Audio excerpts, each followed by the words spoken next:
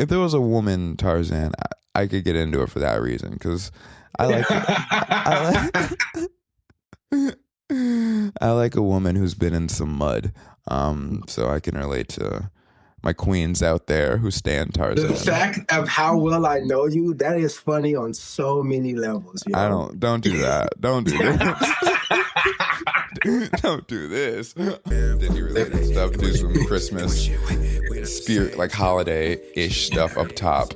But this is like a dark way to start it, I guess. But I've really become such a nihilist when it comes to like the whole existence and spirituality of everything, bro, because like it's so hard, like in a situation like this with and I'm going to stop using specifics, but in a situation like, you know, where you see someone who quote unquote karma or like God or like whatever spiritual force you want to say, like based on that they should have nothing but good things, and then like you see like negative things happen over and over, like it don't feel right to me to try to like fit that into some sort of framework that says like ultimately this is like for the good, or like there will be some sort of balance, or like there's a greater lesson.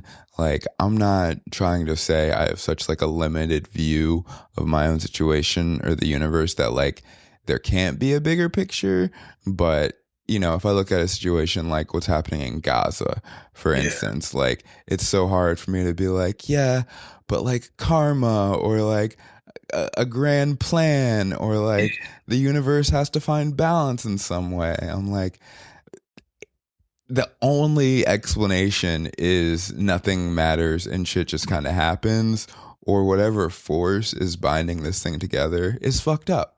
To me.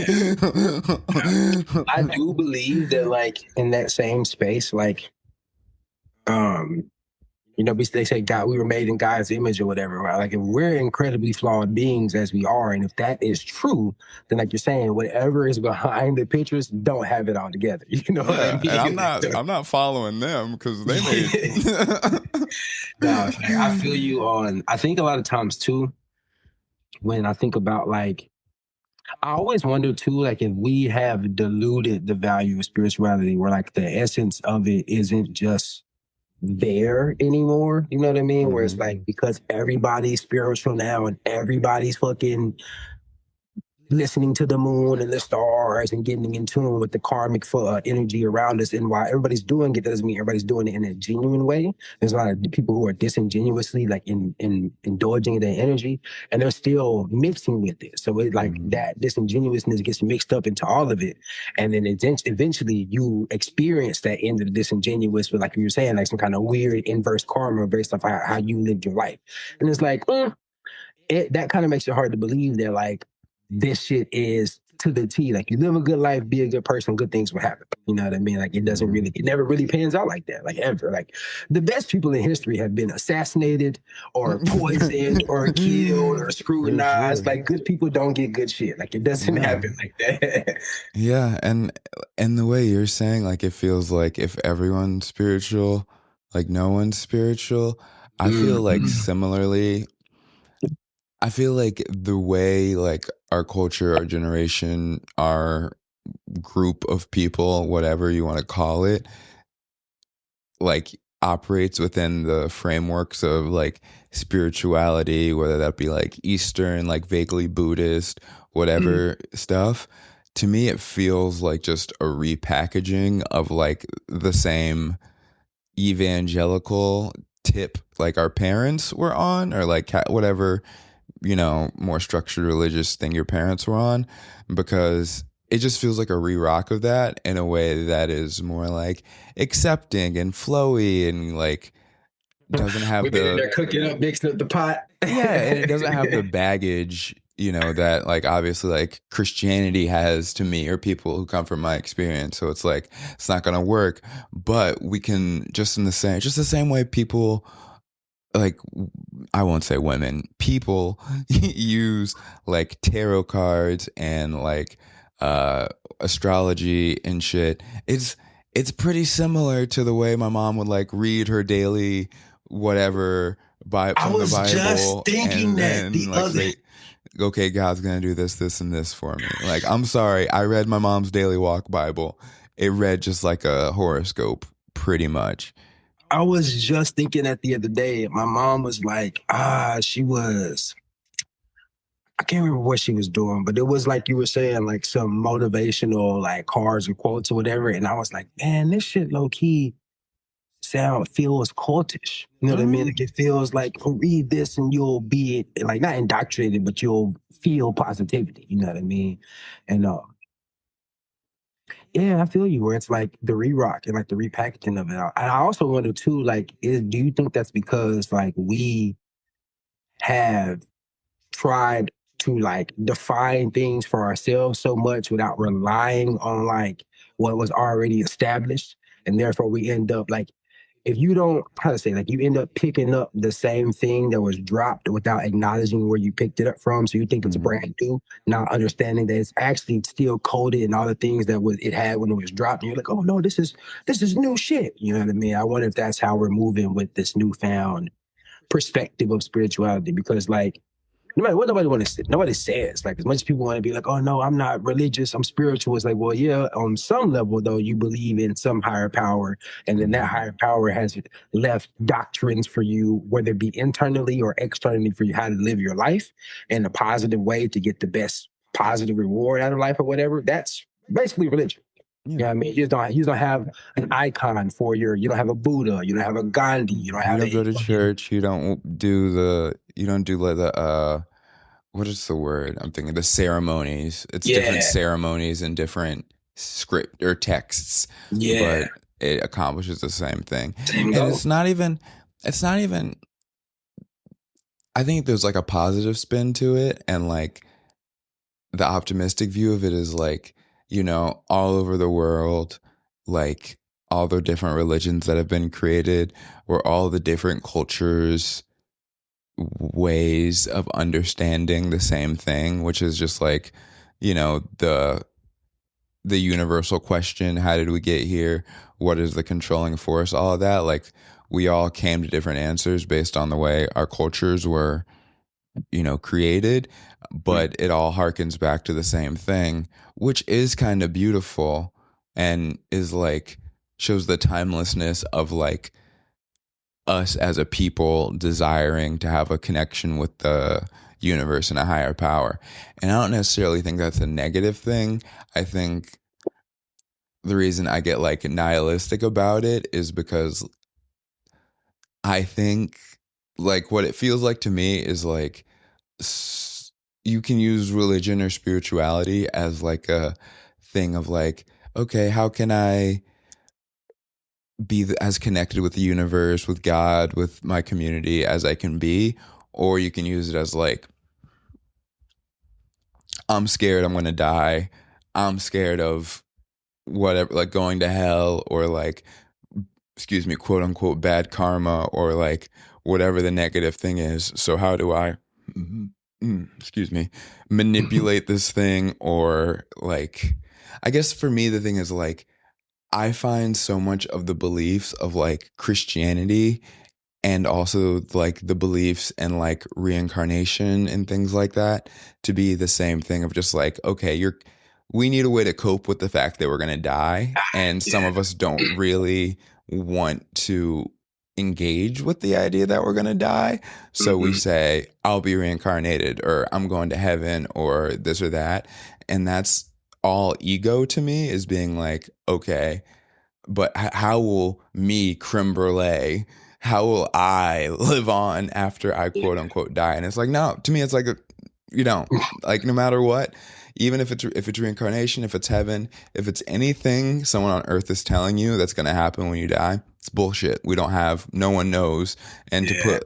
to be invested in any specific like thing that you think is going to happen after we die, to me, I feel kind of mean now because I'm being like, you're an idiot, but like because you're afraid of death. But to me, it's like, no, that's, let it go, bro. And if you're clinging on to like, this is gonna happen to me when I die, therefore, I guess it's like be good to be good. You know what I mean? Yeah. Don't be good because you want You're afraid to die.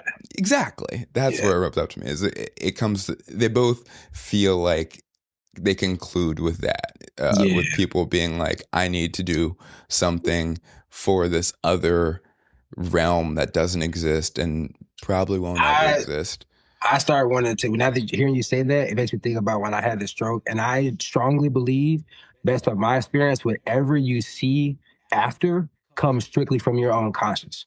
Like there is no like, oh, this is a universal shared experience. Like for me, for example, right? Like I know for a fact that everything that happened to me while I was blacked out was like, I already had the idea of those things before it. Okay.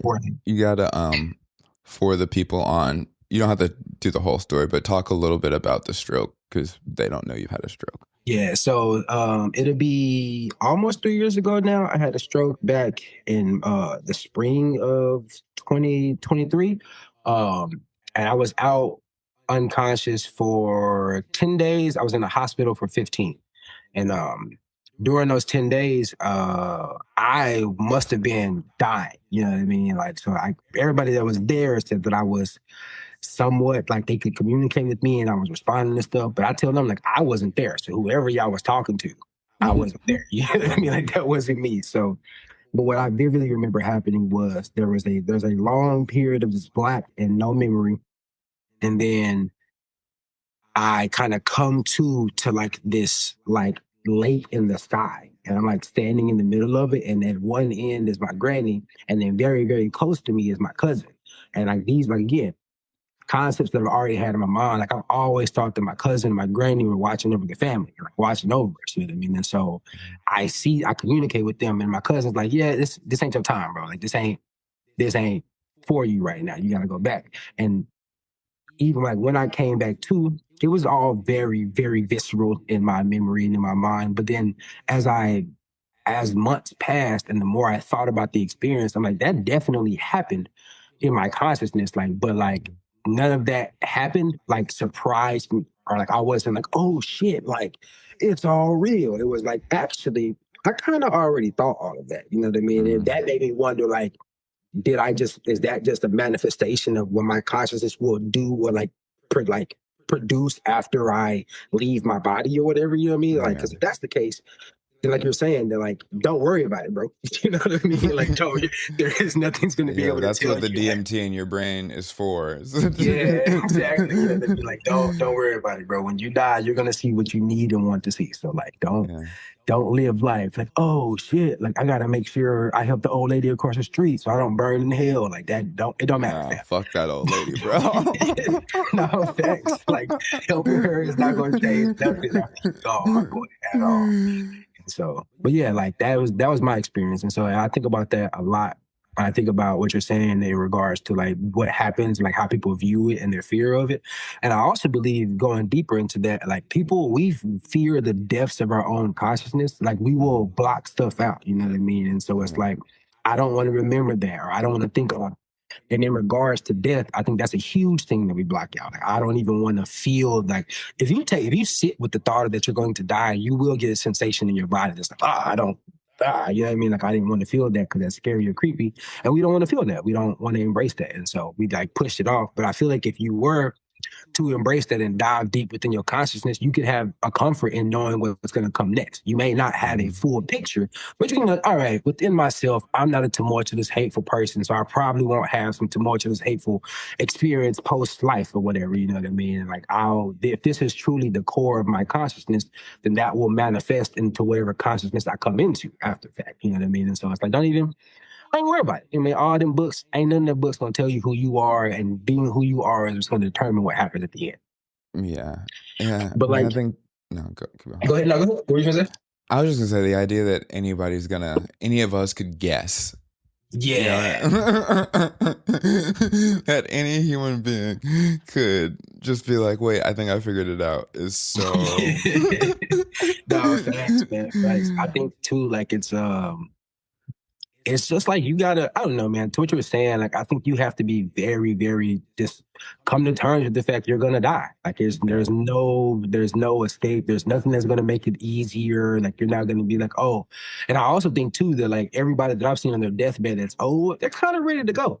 They're kind of like, you know what I mean? They're like, I've never seen someone like, take me back. I've seen most people like, yeah, it's about time to wrap things up. Yeah, facts. Just think, this is my curtain should have closed 15 minutes ago. So yeah, but, I think like the way I like, because I don't think I'm fully nihilist. Like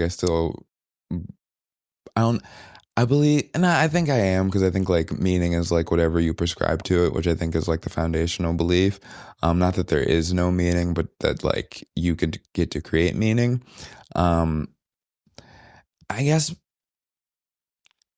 I think this is like influenced by the fact that it's probably been like 4 or 5 years since I've done any psychedelics. I feel like if you asked me like a month after I did some mushrooms, yeah, your answer. I think this is a very, man, I'm just drinking coffee now. Coffee and cigarettes, you're like, ain't shit out there. Yeah, bro, when you die, it's over, dog. I gotta get to work. That's so funny to be just talking to somebody about life and you like, say, dog, I gotta go clock in. So this conversation over.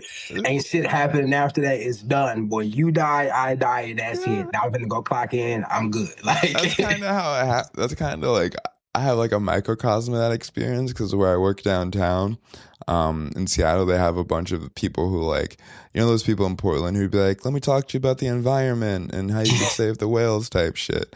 And I have like a 30-minute break, but you know, I'm walking to smoke and like go to Whole Foods or whatever real quick. And I'll just see those people and they'll be like, hey, do you have time? I'll be like, I have 10 minutes. I'll just be like, I was looking like, I have 10 minutes. Like, no, the planet's dying. I have 10 minutes. When I used to live in Portland and I worked at Safeway, there was these people that would come to like, I can't remember what they were talking about, but it was something about the water and like how we need to like keep the water fresh for like from the plastics and shit. I hear you folk, but this Gatorade slaps. I don't know what you want me to say. Like, I'm finna just drink look down this. your hand like, oh, this? Oh. Oh, this? No, facts. Every time they would catch me, I either have a water bottle or a Gatorade. I'm like, you gotta tell them to put Gatorade in the tap or something, bro. I don't know. I don't know what you want me to say. Hey, man, the fish gonna die, dog. Tell Gatorade to make a carton or some shit, dog. I gotta go back to work. Gatorade's getting purchased, yeah. That would be my response too. Every time they'd be like, "Oh, you know, we had the conversation for a minute," and then I had to just once I realized like I gotta check out, I gotta go back to work. I gotta clock in. Like talking to you, I'll see you when I get off. Like the environment's cool and all, but my boy, I gotta get paid. Environment's cool. If you want this to work, you gotta send your cutest people. Because I will. You know when they get you with the eye contact and you're like, oh, and then you look down and you're like, ah, damn. You're like, oh, hey. Oh, no, damn. Yeah. No, you want me to sign something? Never mind. This is 5% stripping. The table is immediately to turn off. I can't. I'm plugged out now. No, yeah, this won't be our meet cute, but I've thought about shooting my shot in that scenario. You know I have. Happy holidays. There's nothing out there. Well, Merry Christmas from the Creme World Podcast. Merry Christmas, people. And I don't have what's up? Ain't no Christmas in heaven because there may not be no heaven. So yeah, don't lie to kids. Yeah, don't even bother with Santa Claus. Just wake him up, say, when you die, it's all over, and hand him $100. I think if you're a black parent, the blackest thing you can do is tell them, ain't no motherfucking Santa Claus. I bought this shit. Daddy worked for this shit, or mommy worked for this shit. Ain't no white man coming in here helping you out. It don't work like that. Don't get your hopes up. My kid, he got so excited. This is the first year, like, he's been stoked about Christmas. And it's the first year he saw Santa. He was so locked in. The rest of the day, he was just like, "Where's Santa? Where's Santa?" I was like, "Bro, we'll find another Santa at some point, but we're at the crib now, so There's no Santa here. There's no Santa." Like, yeah. So I didn't know how I was gonna. I thought I was gonna be the fuck Santa gang until he started. Not at all. Until he liked Santa, and I was like, I thought I was gonna tell him. Santa might be cooking in our house, unfortunately. I thought I was gonna turn Kaya off of the Tooth Fairy and shit, but nah, she lost that first tooth. She was like, "Daddy, where my quarter at?" The Tooth Fairy didn't come. I was like, damn. Yeah. Like, I want to brush your bubble so bad, but the Tooth Fairy will be here tomorrow, baby. Just give her some time.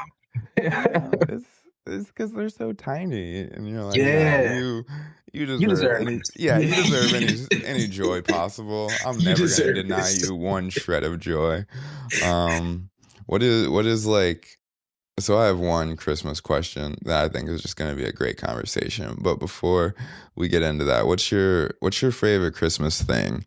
It could be a song, movie, memory, etc. What's your go-to Christmas thing? Watching the kids open presents. Okay. Watching the kids open presents. That's always been my favorite thing. When I was the kid opening presents, and as I got older, to watch my nieces and my nephew open presents, always cool. Okay. I mean, like, piece of media, piece of. Okay. My nigga was just like, cookies. I like cookies. What is my favorite Christmas media? Do you have a favorite Christmas media? Are you pro Christmas? What kind of? You're mid on Christmas? I'm pro Christmas when niggas not broke. Sure.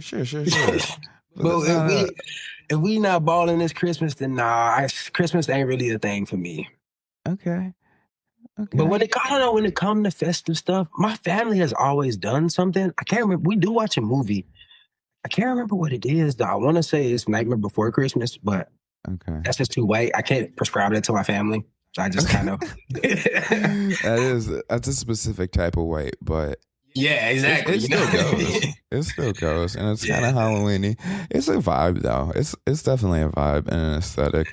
I've always been a big Charlie Brown nigga. Charlie Brown Christmas every year. It's like a hug. It's so delightful and it's so sweet. And he's such a bitch, and you're like, oh, look at him get. You know which one I watch more than the Christmas though? Charlie Brown Thanksgiving. That's the one that I know the most. Once it gets cold, Charlie Brown stays in rotation. I love it. Peanuts. I also discovered this year the Grinch is funny. Have you seen the Jim Carrey Grinch? The movie? Yeah. Yeah. I seen it, but I just watched it last week. That shit low key hilarious, dog. Yeah, it is. Because he's a whole ass nigga. He's a whole ass nigga. But Jim Carrey does a really good. There's like jokes. It's like kind of an adult movie with some of the humor.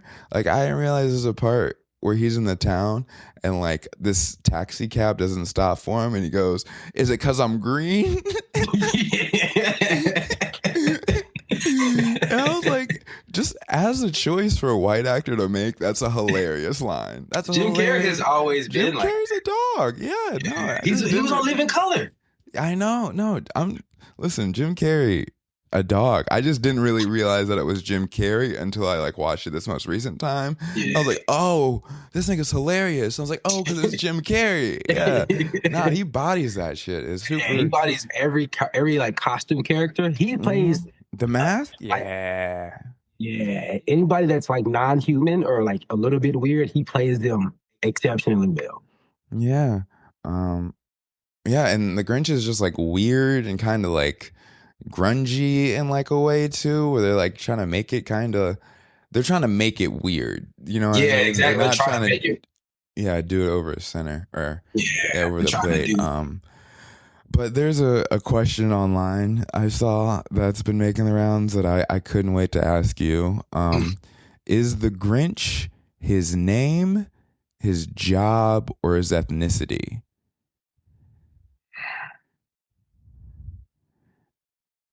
It's a thinker. His name and his job. You think it's his name? You don't think it's his ethnicity? Not at all. I don't, because there's no more Grinches. Like they would reference like Grinches. He's not. They don't reference that there's more than just him.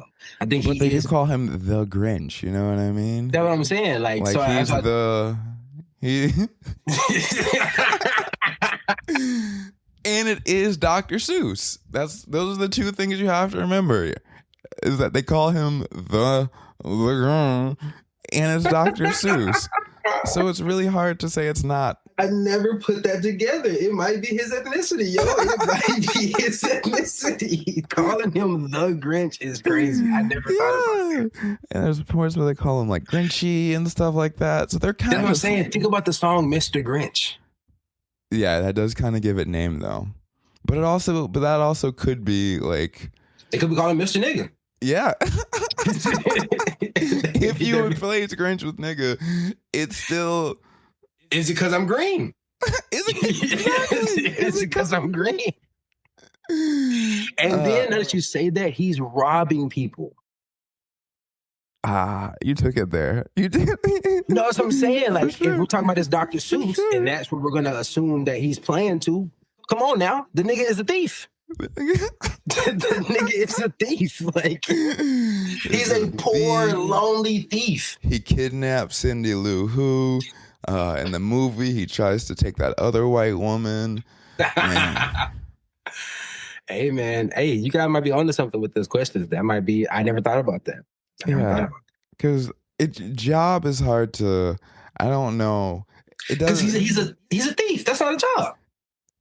What does he do? Steal shit. He steals shit every Christmas. That's all he does. He sits on his heel, and then when Christmas comes around, he comes down and steals from their ass. But the rest of the year, he's just chilling. He literally, how is that a job? I mean, he just chilling all the year. They kind of do give you the origin story a little bit in the movie. I heard someone say like they always do that. Like you can't just have a villain in a movie anymore. They always have to be like kind of correct. You know what I mean? You always get the origin story where it's like it's actually not their fault, and you're like, why can't someone just be like a evil nigga? And that's just. There was no weird stepdad and they got like taken away from their family. It's just like, but they give him, what I'm saying is I'd watch the full prequel where he's like a teenager in high school and he's on the basketball team and he tries to ask like a white girl to prom and there's like they're like, you green motherfucker, hell no. I never thought about is it because I'm green though. That's hilarious. Is it because I'm green? It's so funny. Yeah. Oh no. Shout out to Jim Carrey. Yeah, I don't have any more thoughts. I think it could be his name for sure. Also, it could be his name. It's not definitely ethnicity. Nigga don't got it. Niggas don't be having jobs, so it's not his job. Ethnicity is the most fun, but I don't know what it is. It just doesn't seem like a name. You know what I mean? It just doesn't feel like what's your name? I always thought he was like a creature though. I never really put it to like ethnicity. I thought he was like a different species of creatures because they're the Who's. You know what I mean? Like what the fuck are they? Is anytime someone's doing like a monster type character, I always feel like it's an allegory for something else, though. You know what I mean? Fair. That's kind of fair. I don't always know what it is. Yeah. But I'm like, nah, this means something else, though. Yeah. I don't know what it is. That a lot too. When you say that, I think about Tarzan for some reason. What is the big villain? No, the big villain in Tarzan was the big gorilla that he had to beef with. Yeah. The big black silverback gorilla that he had to beef with because he was just like a beast for no reason. He was an angry big black gorilla for no reason. And I always thought about like what reference is that supposed to make? You know what I mean? Like why does he hate Tarzan so much? 'Cause like he has no real reason to hate him. He's just an angry nigga. Okay, I guess what we doing? I think it's like a alpha male, like top of the pack. Are gorillas pack animals? Essentially, yeah. Yeah, I think when it's like that, then he's like, got this handsome cut up nigga in my forest all of a sudden. When did Tarzan become white, do you think? He is there like a history to Tarzan? I don't know. I'm sure there is. I But don't. like, I mean, there's definitely. what do you mean? I just don't know what you mean. Otherwise, is there There like is an a origin, theory. like a origin text of Tarzan? No, there is a theory though that is based on like a real child found in the wild. Like that he was really, really raised by monkeys, and they tried to really, really like civilize him. But if he's from Africa, the nigga black. So like, when do we get a white man with dreads hanging out with monkeys? When and where? Yeah, the way he looks is is he from like South Africa? You know what? That's honestly, I never even thought about that. Maybe. I feel like it probably explains it in the movie. He's probably actually like from one of the, because should be In a the movie movie about, though, in the movie, the Disney movie in a way, that's not the original story of the book. In the Disney movie though, he that's why I falls off the asked boat. if there's original. What's the original thing? So the original story is just it's a story, like it's an actual novel of this fucking explorer. He found Tarzan. He just found a nigga in the wild raised by monkeys, and he was like, "Oh shit, like this is fascinating." You know what I mean? Like we need to study this. And Tarzan was like, "Nah, nigga, I'm not to be studied. I'm out here with the apes, nigga. We stomp on shit." So can't study me, study these hands. Yeah, no, that's really what it was. In the book, the dude tries to approach him, and then Tarzan, with all the gorillas, they square up basically. And then the niggas like, well, we got guns. And Tarzan was like, well, we got spears and hands. Like, what we doing? And then they start popping off gorillas and shit. Tarzan was like, oh my God, don't kill my people. I'll surrender. And they're like, yeah, nigga, we thought so. We thought so. This was like a real thing that happened? This is a book, bro. This is a real book. You can look up Tarzan. It's a book. Damn. I didn't know that until I watched the Disney movie. And I think I read the book in high school.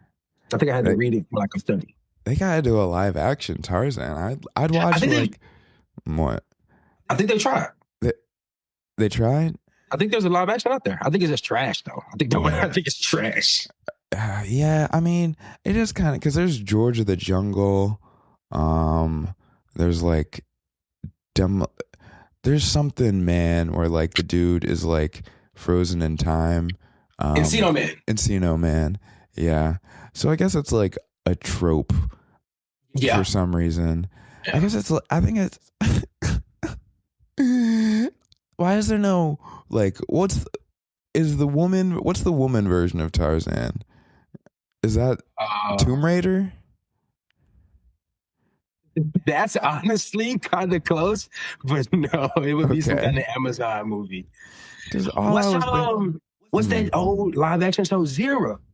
You remember bro, there's an old live action show about this Amazon bitch in the jungle, and she got this she's a fucking warrior bitch. She got this crazy magic sword. Her name is Zero. She go around beating the fuck out of people for like, I won't say for no reason, but she go around defending the jungle and like fucking shit up. Okay. So I would call her like the female Tarzan, the closest.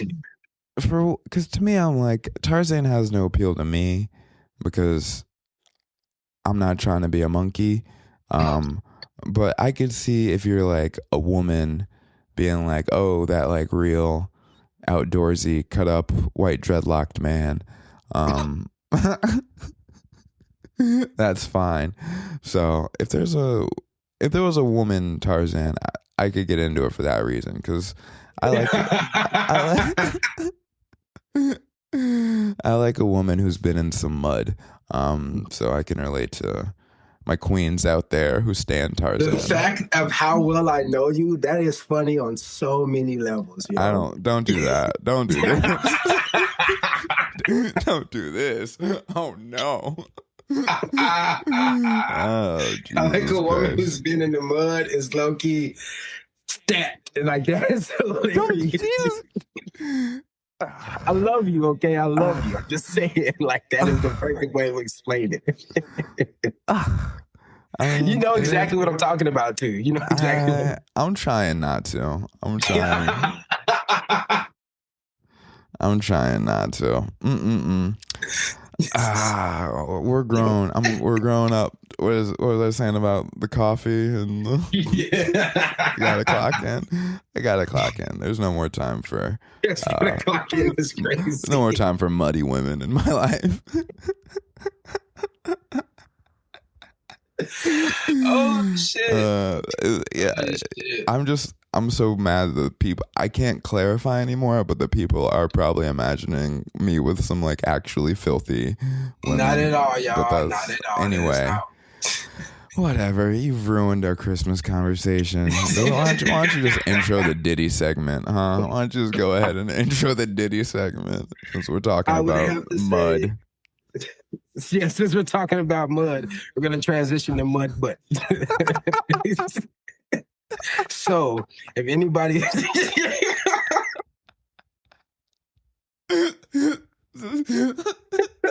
For anyone who's been unaware, the Diddy doc has come out, and if you haven't seen it, you're missing out. But before we get into the doc, post-documentary, one of the funniest things related to the documentary happened was Ray J came out and said in a viral and a hilarious clip, he was like, Diddy took my ass, Diddy took my booty, man, my ass is more open than it's ever been, and every time I try to fart, I was in tears, yo, when I first heard that. Where did he say this?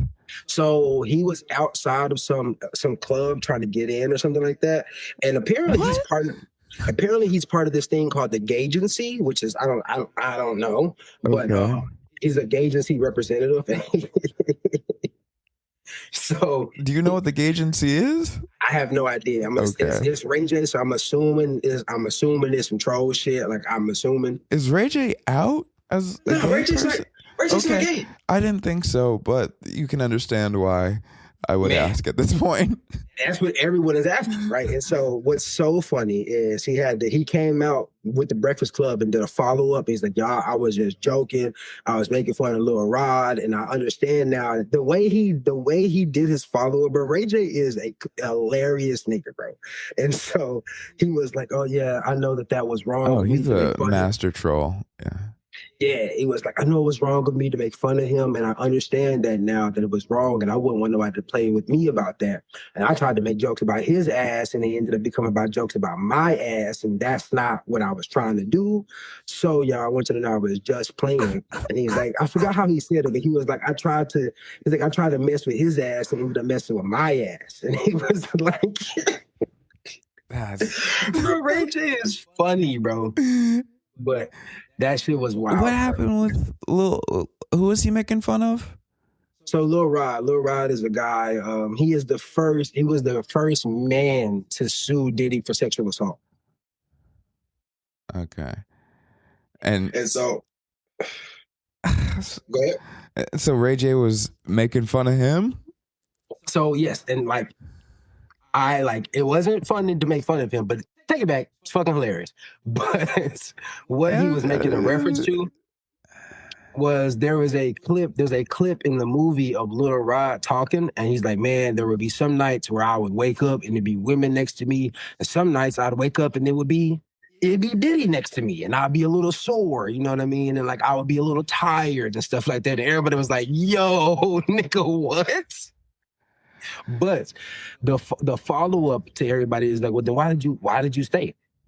And Lil Rod said himself, he was like, I thought about leaving many times, but I just wanted to get my money. He promised me $200,000, and I thought I was going to get my $200,000 on top of doing all this work for this album. He's like, I put in so much work all this way, so I stuck around, you know what I mean? And I tried to hang in there to get my bread, and everybody else is like, yeah, nigga, for $200,000, nah.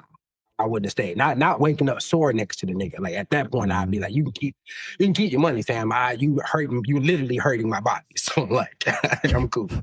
But yeah, that's what everybody's low key on his top. The documentary though, I don't know how to feel about it. Like it definitely paints him in the worst light possible. Shouts out to 50. His level of petty needs to be studied. Like 50 Cent needs to be studied on a level of like, how do you get at a motherfucker? Because he has decimated the careers of at least 5 niggas at this point. You know what I mean? Like we have watched. He's the Grim Reaper.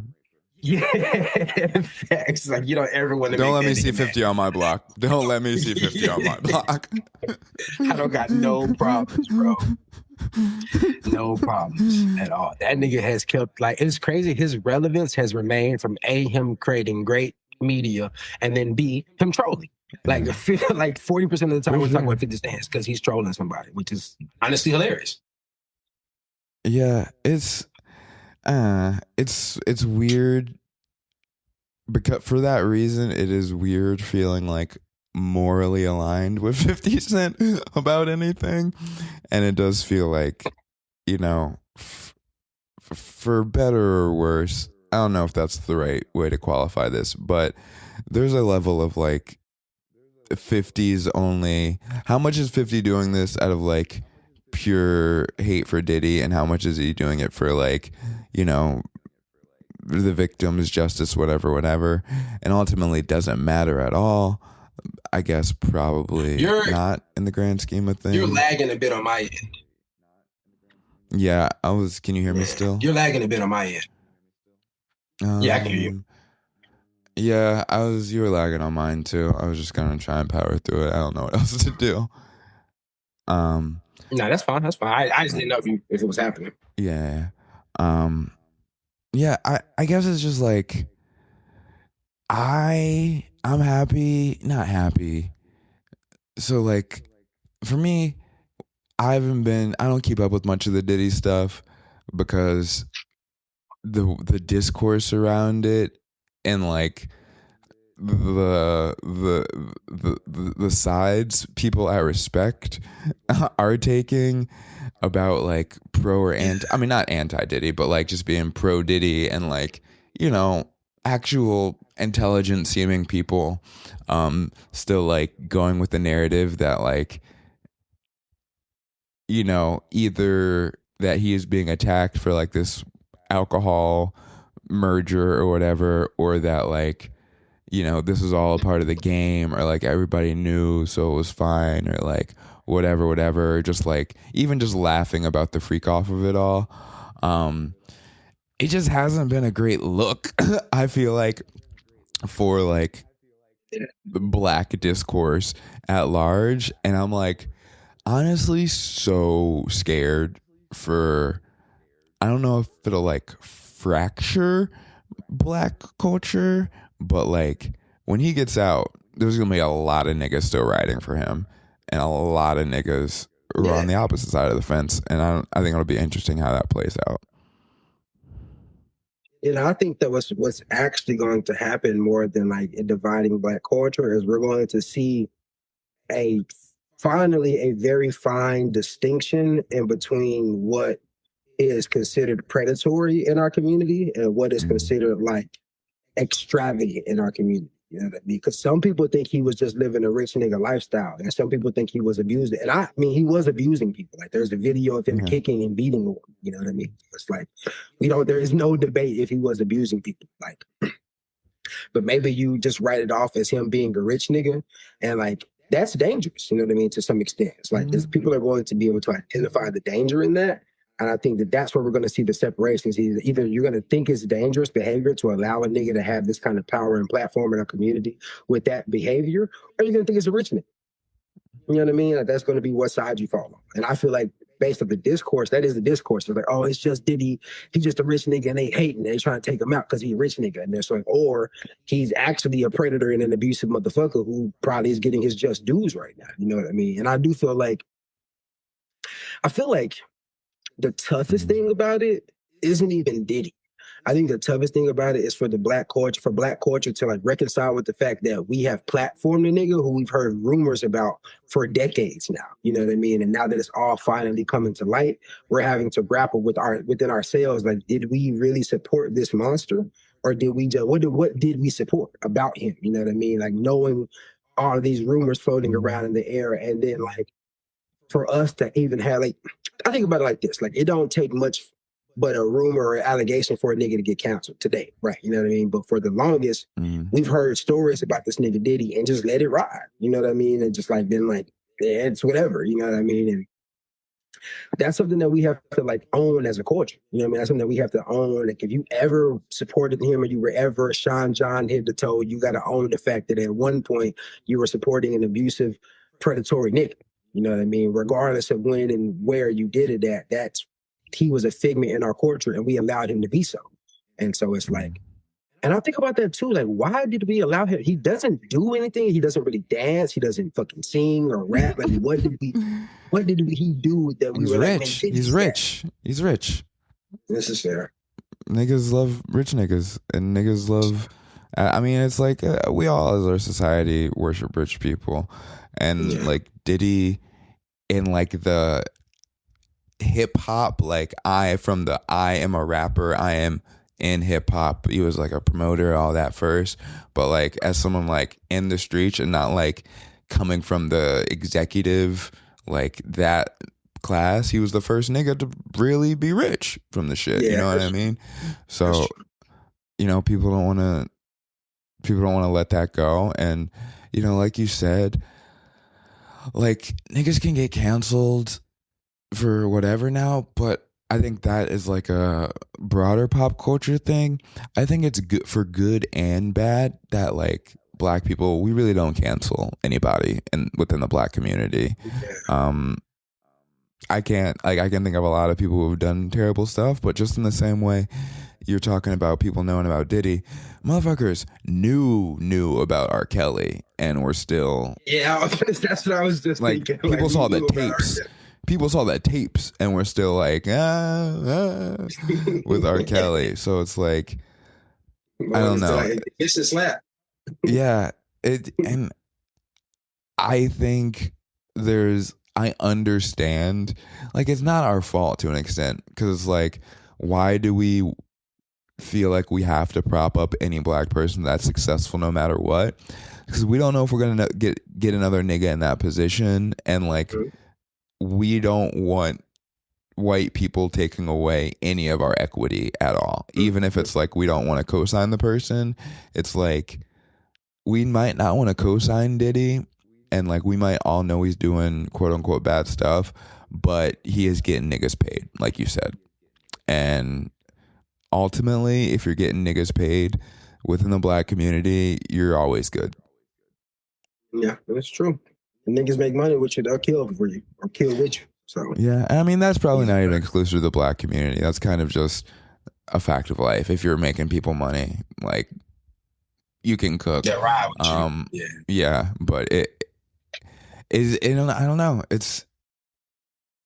Like I said, I'm nervous just about like seeing because I don't know.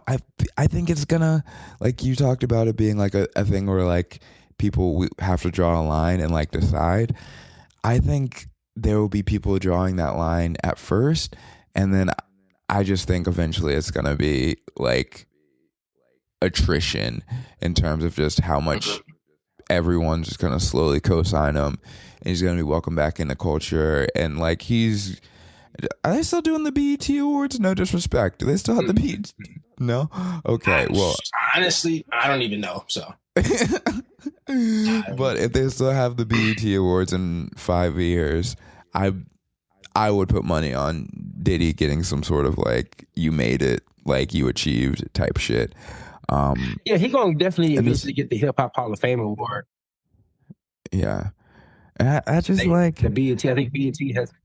Go ahead. and it's not even from like I'm afraid of, not like I don't want white people to see us glorifying Diddy, but it's like I want us to have more of like a nuanced view of like abuse and things like that, where it's not just you either did it and you're bad or you didn't do it, or you did, you know what I mean? Yeah, it's either you're a criminal or a monster, or like you're fine and no one can say anything to you because you're rich.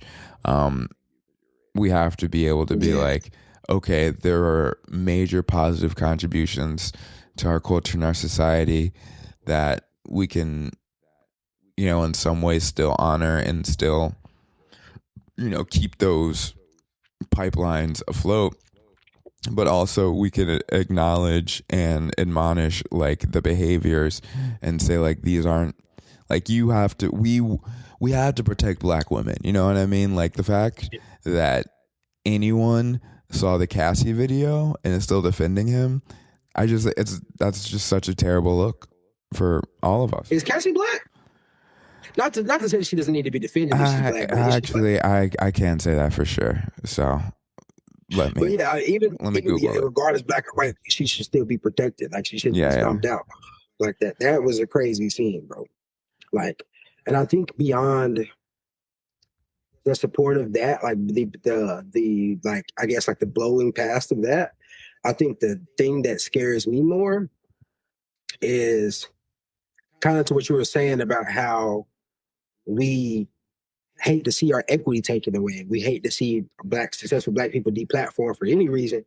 But then that leads to like problematic like allowances, like black capitalism. You know what I mean? Like I think about Jay-Z. Like it took me a long time just recently to come around to the fact that Jay-Z may not be for us. You know what I mean? Like he may just be a rich one of us. You know what I mean? But like he does do things that like, I guess on a small level give back to the community, but like he don't do no grand give back. You know what I mean? I ain't never seen a Jay-Z turkey drive, or I ain't never seen a back to school, nothing sponsored by him or nothing. You know what I mean? And so, hell, even Dr. Umar tried to get a school. So like, you know what I mean? Yeah. Like I ain't never seen Jay do no shit like that. But at the same time, we do platform him as like a champion of ours because he's just so fucking rich. And that's literally it. You know what I mean? Like if you were coming from a hip hop standpoint, you might champion him because of his longevity in the rap game and the fact that he's a rap legend. But like a lot of times, I don't think that really matters when we talk about Jay or Beyonce. Like I don't think their talent really is what we talk about anymore. I think we just kind of speak. I mean, take it back. Motherfuckers always talking about how Beyonce killing because she's always killing. You know what I mean? I don't think when we talk about Jay-Z though, we're talking about Jay-Z's like I don't want to take I don't want to take anything away from them or him as a rapper though. Like he is one of the best rappers of all time though. I mean, of course. I just don't think that I don't think that's what we platform him for. You know what I mean? I think if you're speaking from a solely hip hop space, sure. You know what I mean? But like if we're talking from a grander black culture picture, not at all. Like we platform him strictly because he's rich.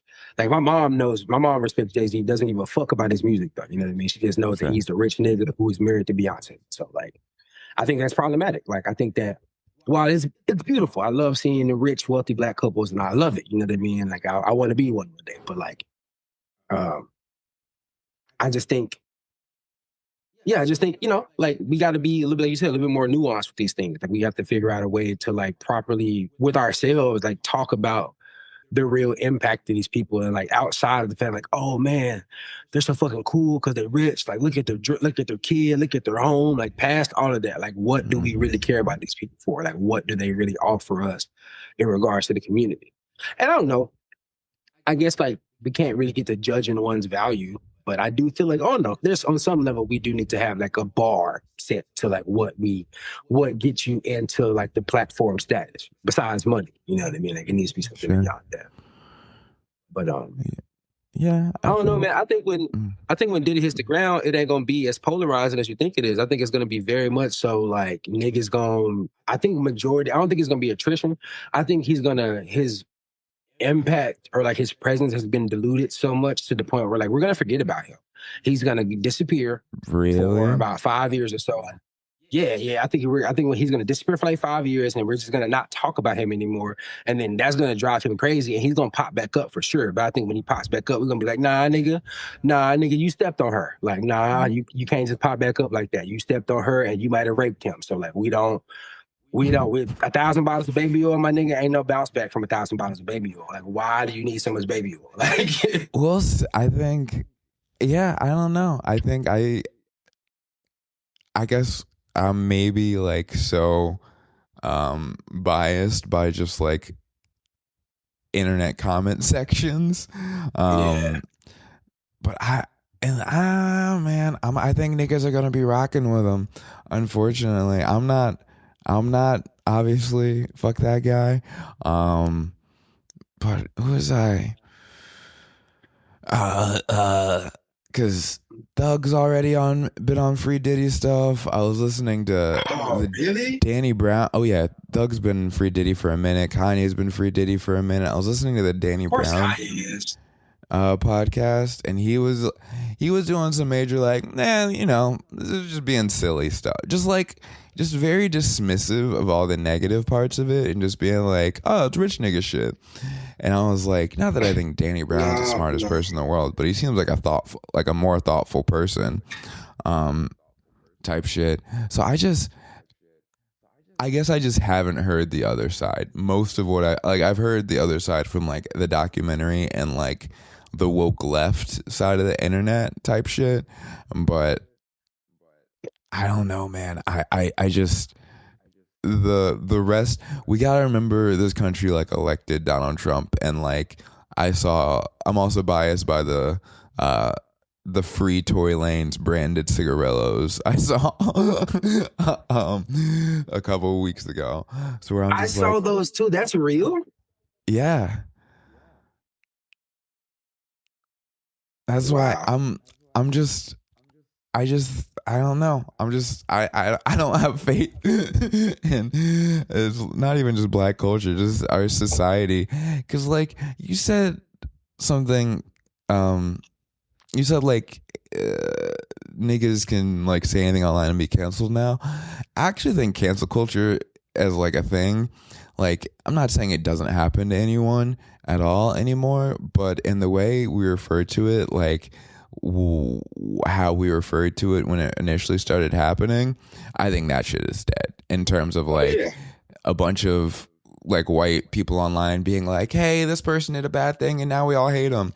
Like, nah, the right has reacted to that and like overreacted to that.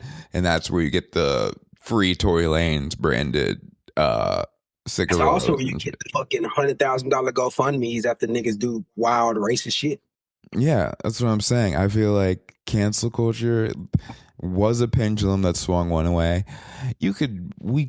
People could and have argue about like the efficacy and ethics of it as a strategy at all, and like we certainly ourselves could have a long conversation about the efficacy and ethics of it. But I do think it was a pendulum that perhaps was course correcting, and I think most people feel probably went too far, and the pendulum, swings back the other way. We elect Donald Trump. We elect like an openly sexual assaulter who like says it and like is on the Epstein list into the office, and now you can't really say shit about people. And if you do try and cancel somebody, a bunch of incels online are gonna like actually come for you. Is what happens now. No, that's facts. That's facts. It's I was gonna ask you when you said, do you think like the woke term has like took the steam out of like progressive rhetoric? Um, it's hard to say that it hasn't, right? Like it's almost like the way the right uses it is in such a like, because we could again, there's a whole conversation about the fact that it was a term, by and for black people to talk about like our own level of awareness within the white supremacist patriarchal society we live in, and how white people were like, oh, that's cute, let's start playing with that, and the other white people were like, fuck that. That's the past 10 years of American history for you. But It's it's black fatigue right now, inarguable man. that it like, yeah, but it's inarguable that it like absolutely like owned the left. Like it, like Yeah, being like, this is woke bullshit, like that shit is going platinum. Like yeah. that shit is selling. The war on woke, the like Kamala's for they them, all that anti left rhetoric. Like, yeah, I think like it's shitty that, yeah, like I said, it's a thing that black people were like just using as a word. It became like the most politically Damn, divisive flag is term crazy. within like the past whatever amount of time. But yeah, I definitely think it's undermined the left in a lot of ways.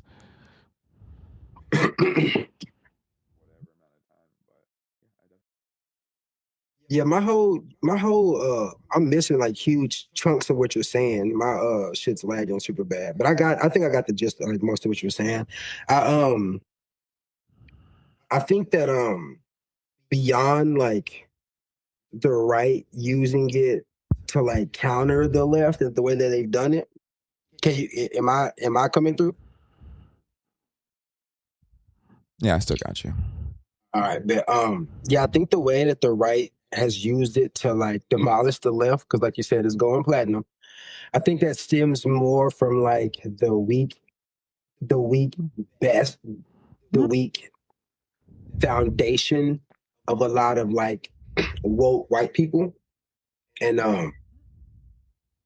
like in their knowledge, you know what I mean? Like they regurgitate shit that they just hear, like a little talking point that they hear, and it's easy to decimate or demolish somebody's talking point when they're speaking to something that they themselves don't really think, they just heard and are regurgitating, which is what happens a lot with like woke rhetoric. You know what I mean? It's like somebody heard, like you said, with the whole woke thing, is like white people are like, oh, that's cute. Let's speak to that. Let's use that. And it's like, you actually don't know what the fuck you're using. And that's why it's easy to like demolish what the fuck you're saying, because you're not using it properly. And that's more like, I don't want to say like, I've kind of always hated white allyship. Like I've always felt like I didn't really like that, And so I think that's like a symptom of white allyship, where you think like, oh, I'm not racist. I got black friends, and like I go to these protests and I stand at these events and da da da da. So like, I'm one of the allies, and I'm gonna go argue with my Trump supporting cousin about the things that I've heard at this rally that I didn't do any real research into. I'm just literally repeating what I heard at the rally. And this, my cousin is digging into me, like destroying my argument, and it's frustrating me so deeply that like I don't even want to continue my relationship with my cousin, because I don't want to continue to have to force knowledge that I don't even have down their throat. So it's like, I think that is like where the real disconnect with it comes from. And I also think too, like in that same analogy, like the rebranding of Black fatigue has been so frustrating for me, because it's like, the fact that like the irony of white people using it to like express their fatigue with blackness is like, do a quick Google search on where that actually comes from. We're talking about you. Like we're talking about you. Like this is where this word comes from. Like it's quite literally, we're like, that type of white person, I'm tired, bro. Like I'm black and I'm fatigued. Like this shit is getting to me. So it's like, I think that same thing is it happens, you know what I mean? Like motherfuckers that hear some shit and be like, oh, I like the way that sounds. Let me just turn that into whatever I think it should mean. You know what I mean? And so it's like, yeah, we should kind of nip that in the bud before it keeps, like you said, the pendulum keeps swinging the other way. Because I don't ever see the pendulum swinging back.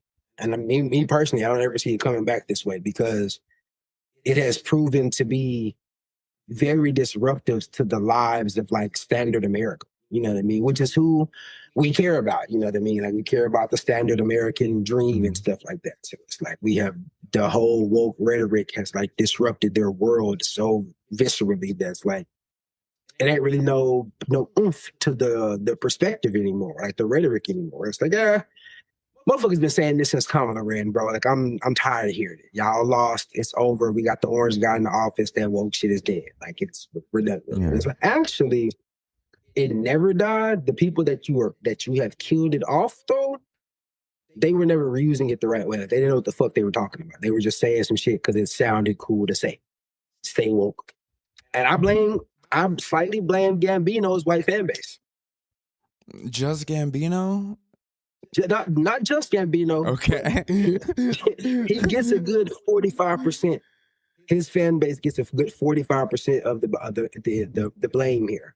Because you don't understand how many times Stay Woke played by people who were not black. Oh, like, yeah. You know what I mean? Like, damn. Like, no, you're right. Oh, wow. Wow. This is America. Stay woke. You know what I mean? Like Gambino gave white people the playbook to be ignorant and to think that they were like, we're on some shit, but we're really dumb. Gambino said it, so it's stay woke, nigga. This is America. Like that's like, I love Bino. You know what I mean? It hurts a little bit. It's like, this is low key. No, I've never thought about that, but the Redbone really did take woke mainstream. Man, I mean, it really did. He can't.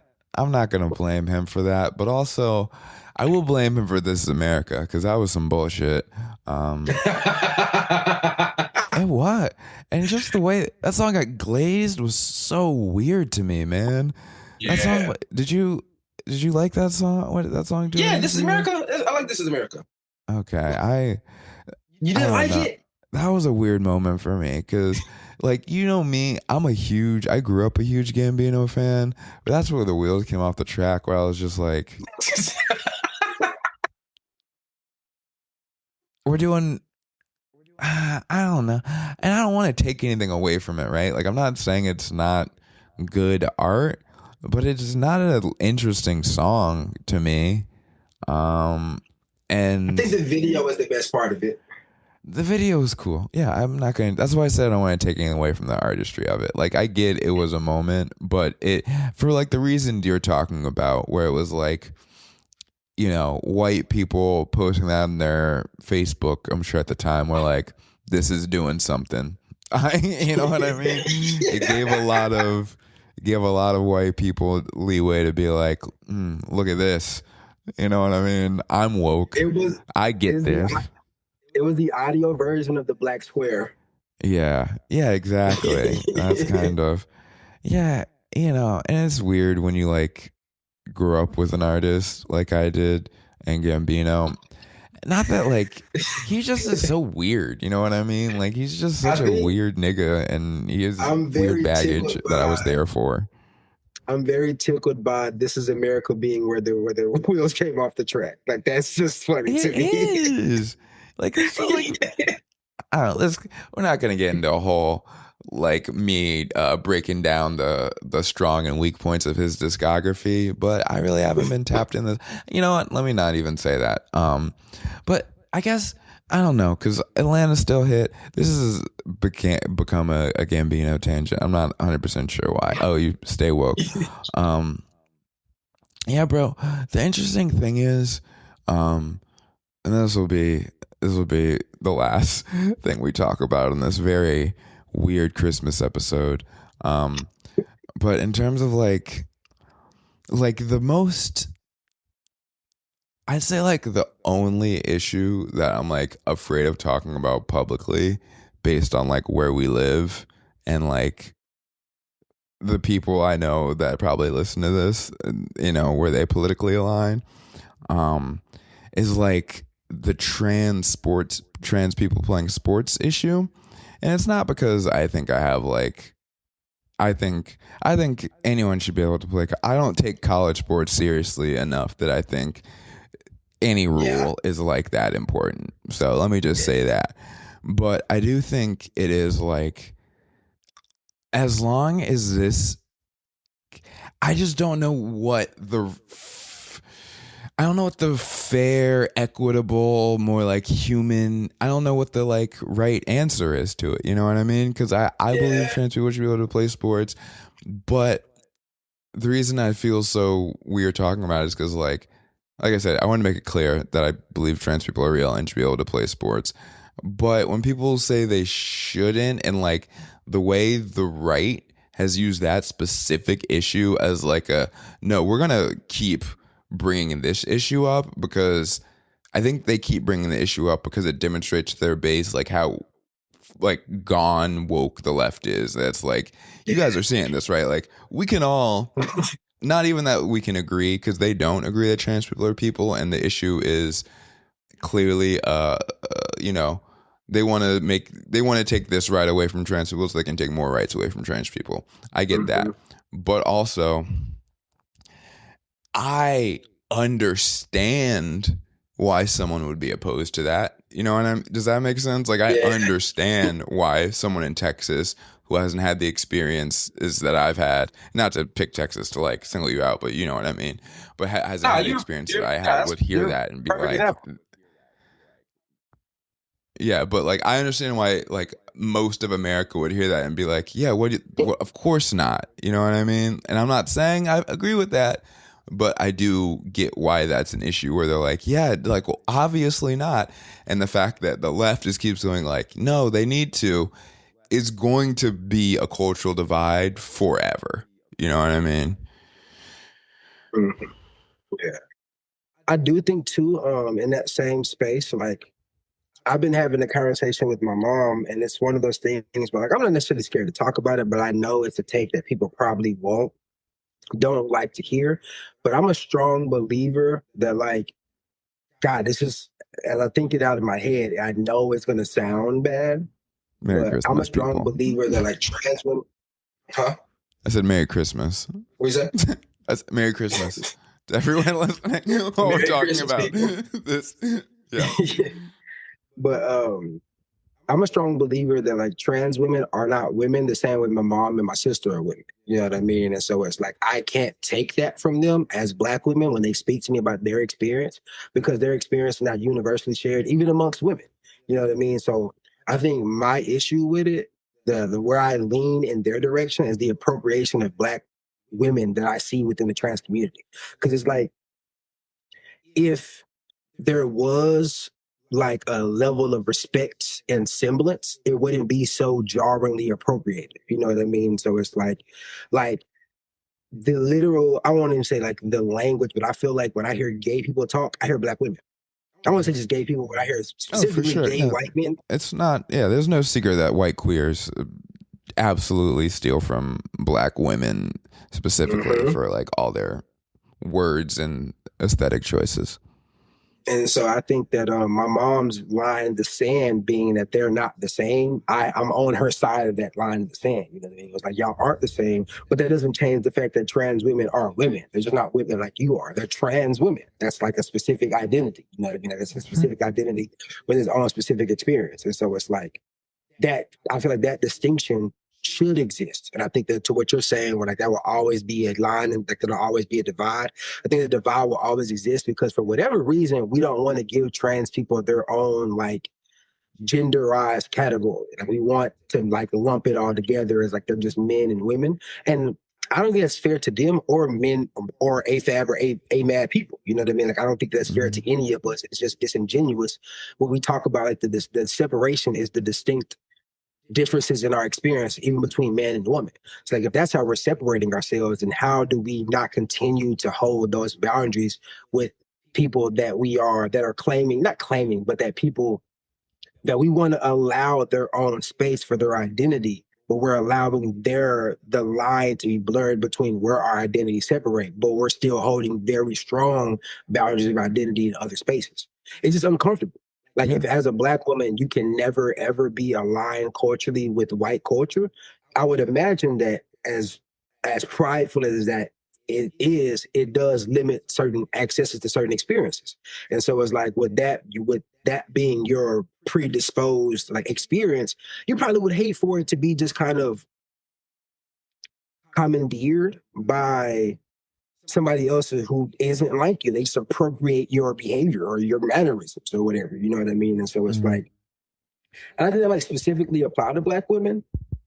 I'm not sure. I'm not a woman in general, but I think that what I'm saying specifically applies to Black women. So it's like, I think within the Black community, I also think too that like we do struggle within our community to even identify trans people as people in our community. So like I don't know exactly how much grace we need to be given as a community for the entire spectrum of the trans community. So it's like I don't know. I don't know where to fall, but I Yeah. tend to lean with my mom and my sister based on Yeah. how they articulate it to me. You know what I mean? And so it's like I agree with you. Though. I think there's going to always be a divide until we can comfortably say I've said this for a long time, even being important. Like trans men are not men like I am a man. And that doesn't take anything away from their masculinity. We're just not the same. Like I don't have that experience. They don't have my experience. And I'm not going to allow that line to be blurred to make space for anybody. My experience is my experience. And so it's like, I respect your experience, just respect mine. You know what I mean? Like I'm not going to take away from yours and make yours. I'm not going to meld your experience into my experience as a man. Like I'm not going to adopt the trans struggle and the trans masculine struggle into my struggle with masculinity and toxic masculinity. Like I'm not going to conflate the two because they're not the same. You know what I mean? And somebody said to me, somebody was like, studs and trans men get to be the most toxic men and have no back, like have no backlash. And I Oh was like, I man. can't really argue, but that's not. I don't have that experience. So like then Yeah. that you know what I mean? Like that's not we're not the same. And so it's like, I oh. wouldn't, you couldn't pay me to comment on that specifically in this medium. I might have just lost so many fans and followers for your podcast. I'm sorry. Nah, I mean, listen, if we can't even have a conversation like this of like people who are clearly trying to be like on that side and allied, then Like, that is the problem of the left. And I think, I choose to believe the people who listen to this or follow me hopefully understand where we're coming from. And also, you got to remember, like, I have to remember that I live in like the most liberal, like lefty woke places in the world. So whenever I'm like, oh, is this going to be too, like, it's the rest of the 99% of the country, this is like more than respectful, and like, this is woke bullshit. So what we're saying, is definitely. yeah. There's people somewhere like, nah, nigga, everything, they not, but they nothing like us, nigga, hell no. Too woke for the white kids, too black for the woke kids. All my we need a t-shirt that says that, bro. We need a t-shirt that says that. I'm happy you appreciate that. That was a joke for you and me only. But I love it. Dying. All right. Again, it was good to talk to you, dog. Always. Merry Christmas. Happy holidays. I love you. Merry Christmas. Love you too. Have a good time in Florida. I hope everything works out. Yeah, I'll tap in with you real soon. I hope everything works out with you too. And your Appreciate all that. For sure. I love you. Love you too, dog. Talk to you soon. All right. Yeah, you can like, we can wait. Yeah, it's Creme